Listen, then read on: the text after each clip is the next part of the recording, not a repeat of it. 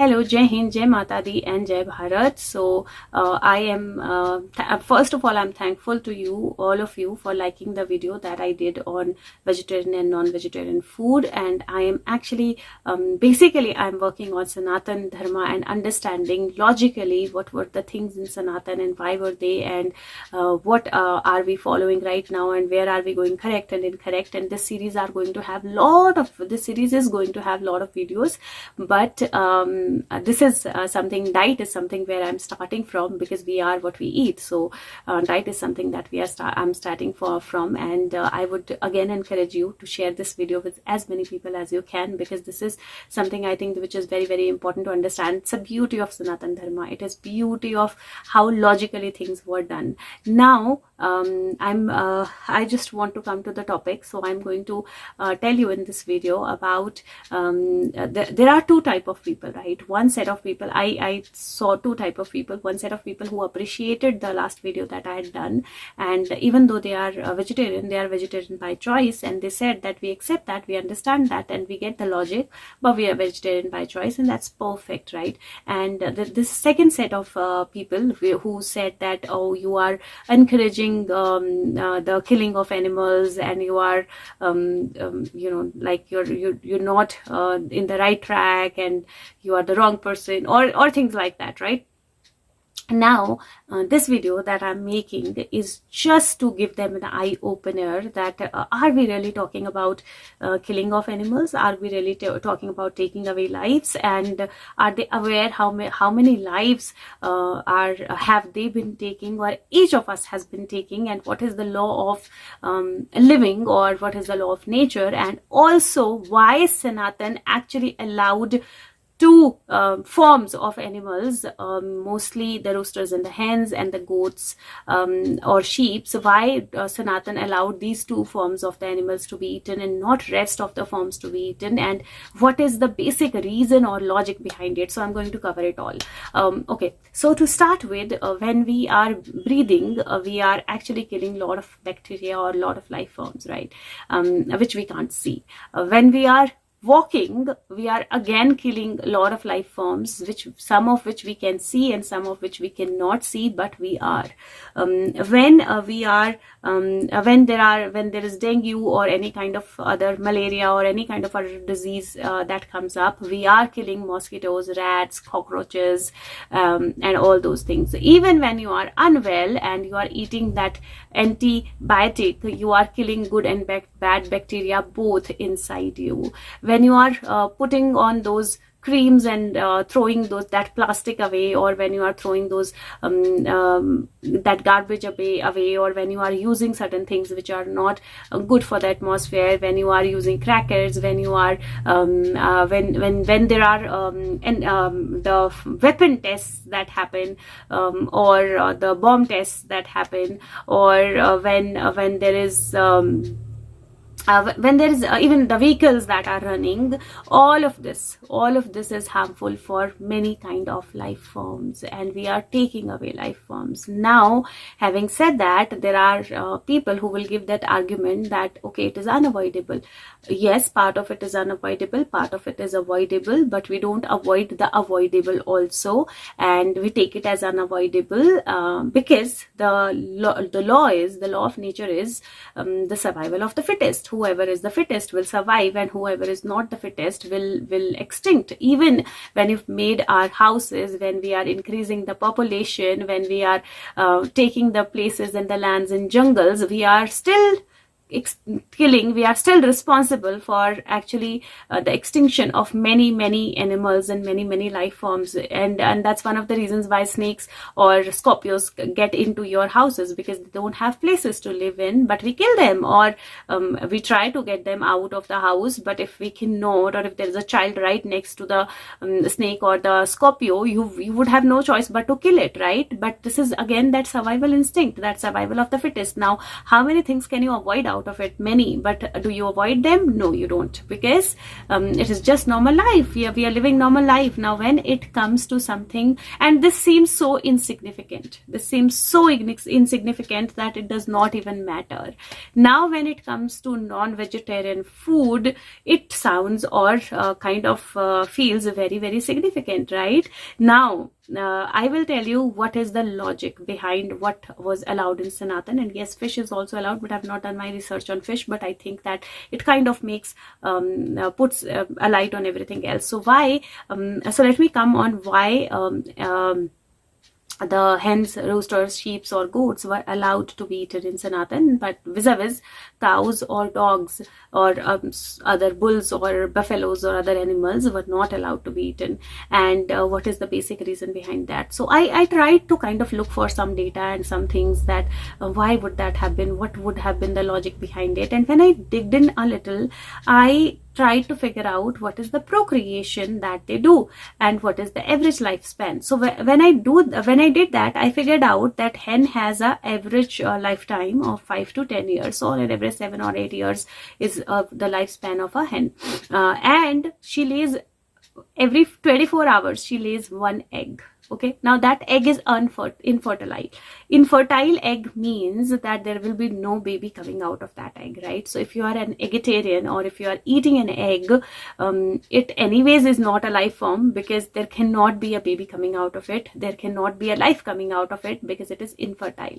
So every 24 hours, one egg. Now if the egg is fertilized, every 21 days you can have a chick coming out. So a life form coming out, a chick coming out every 21 days. So approximately say in 2 to 3 months there are 4, right? Now again, this is like there could be multiple eggs and there could be multiple chicks also. So now here, if you see how fast they multiply, the multiplication or the procreation is very, very fast, how fast they multiply.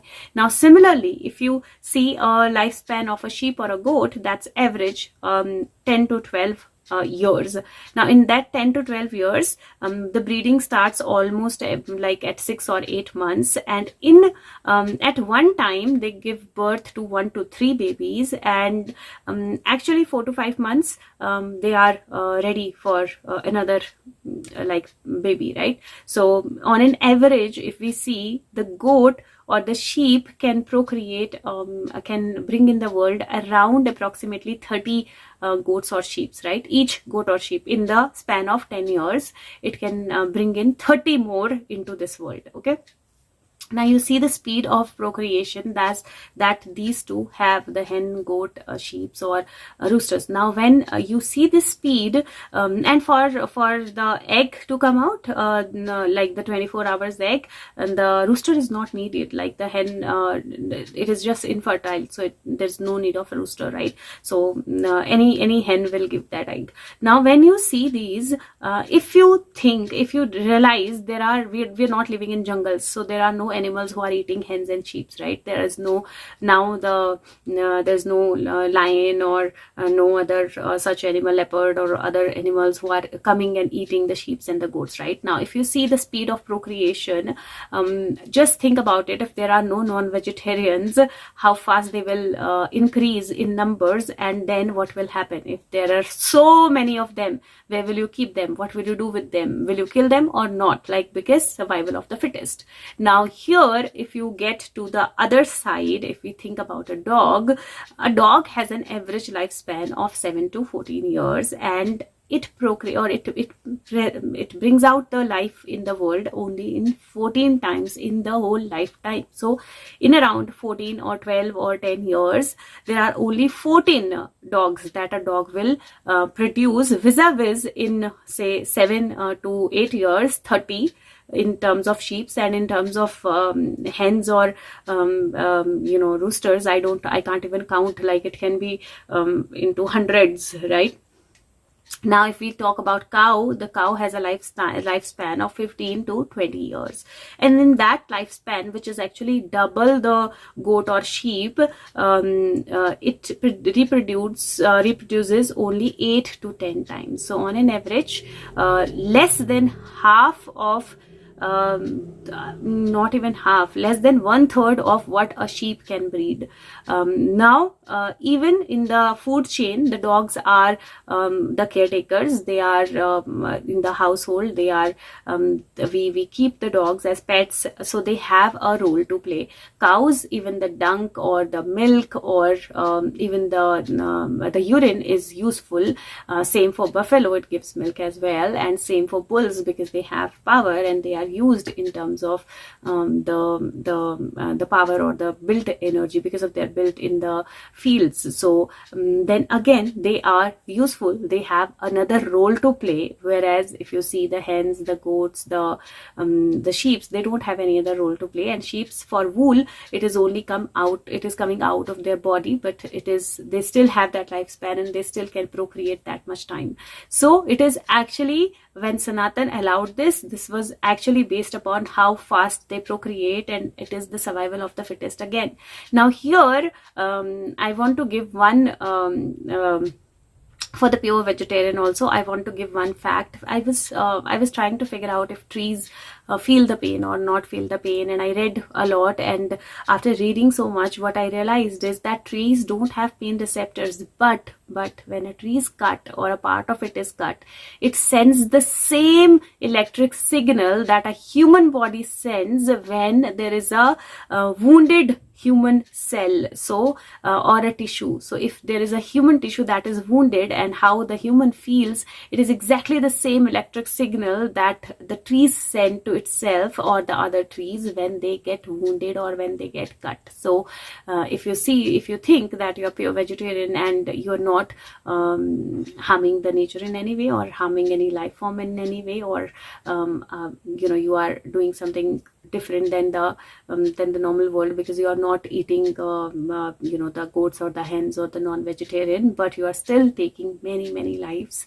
and you are still harming and killing many life forms, and it is just the survival of the fittest. So I think it is time to open your eyes, realize now, if you are a vegetarian out of choice, it is perfectly fine. There is no problem with it.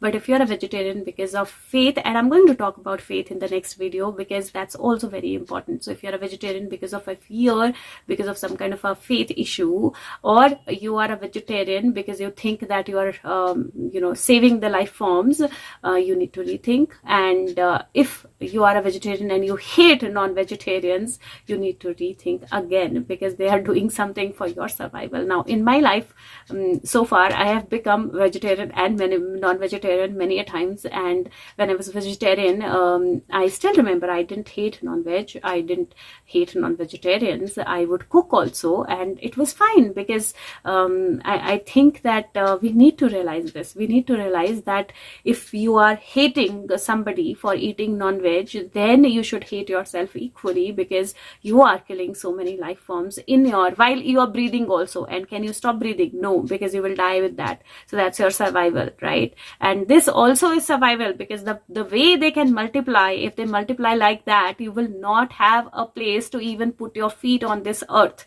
So imagine about that scenario. So I think time to realize, time to get logic into things. And I would really appreciate if you can put it in comments as to what is your view about it, and if you want some more videos like that, or any other topic that you want me to cover. And also have it share it across all your contacts, because I think time where we open our eyes and see the things for what they really are, and get to the true spirit of Sanatan. And the next video will help you open your eyes to many things that we have been following blindly, and they are not part of Sanatan, not at all, not 1%. So let's see what comes next. And till then, thank you so much. Take care and bye bye. Jai Hind.